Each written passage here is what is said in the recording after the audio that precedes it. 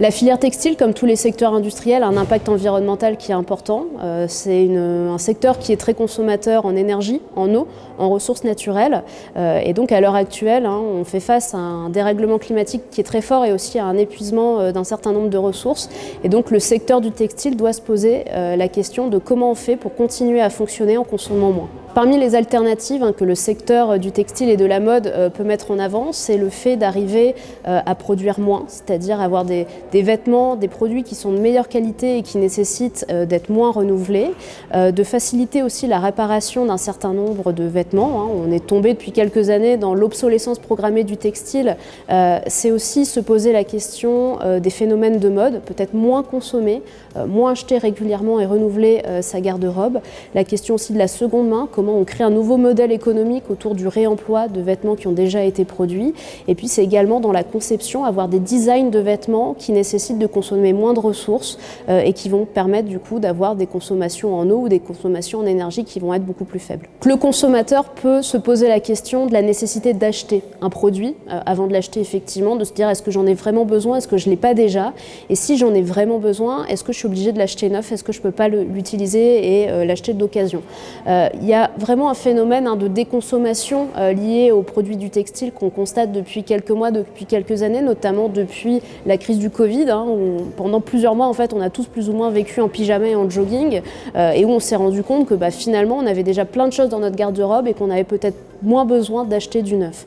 Donc il y a un changement qui est en cours, il y a le développement aussi d'un modèle économique du réemploi, du don, de l'échange autour des vêtements qui est en train de vraiment exploser et qui permet de faciliter l'achat de vêtements de seconde main. Donc le consommateur est prêt. Après, c'est clair qu'il y a encore un modèle économique autour de la fast fashion, de vêtements qui ne sont pas forcément de très bonne qualité, mais qui coûtent pas cher à l'achat. Après, il y a un prix environnemental aussi qui n'est pas forcément payé, mais il faut aussi prendre en considération le fait qu'il y a une partie de la population qui a peu de moyens et qui ne peut se tourner que vers ces offres soit de fast fashion, où on peut facilement également les accompagner en leur proposant des produits de seconde main et c'est vers ça aussi qu'il faut tendre.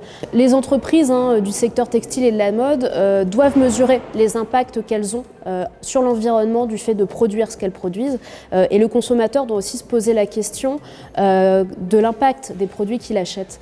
Quand on achète un vêtement, derrière c'est des quantités de ressources qui ont été utilisées pour le produire et qui vont être aussi nécessaires à être utilisées pour le laver et puis pour lui donner une seconde vie, voire pour le recycler et en faire quelque chose d'autre. Donc c'est ça qu'il faut avoir en tête. C'est pas anodin finalement de produire ou d'acheter un objet ou un équipement textile. Donc ce que peuvent faire les entreprises pour évaluer ces coûts, c'est vraiment de se poser la question de l'analyse du cycle de vie du produit. Quelles sont les ressources qui vont être nécessaires à sa production, dans quelles conditions c'est fait, environnementales mais aussi éthiques et sociales. Quel va être le chemin que le produit va parcourir entre son lieu de production, de commercialisation et d'achat final. Donc là, essayer d'avoir des boucles qui soient le plus court possible. Et puis également accompagner la fin de vie de ces produits. Donc accompagner le réemploi, la revente ou éventuellement le recyclage de ces produits pour limiter au maximum leur impact environnemental.